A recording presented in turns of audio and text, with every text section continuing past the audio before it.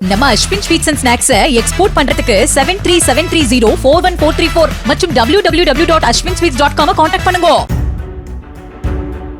கடலூர் மாவட்டம் பண்ருட்டி அருகே பட்டாம்பாக்கத்தில் தனியார் பேருந்து மரத்தின் மீது மோதி விபத்துக்குள்ளானதில் 10 பேர் காயமடைந்தனர். டிராக்டர் திடீரென குறுக்கே வந்ததால் பேருந்து ஓட்டுநர் பிரேக் அடித்த போது கட்டுப்பாட்டை இழந்து மரத்தின் மீது மோதியதாக கூறப்படுகிறது. இந்த விபத்தில் காயமடைந்த பயணிகள் கடலூர் மற்றும் பண்ருட்டி மருத்துவமனைகளில் அனுமதிக்கப்பட்டனர்.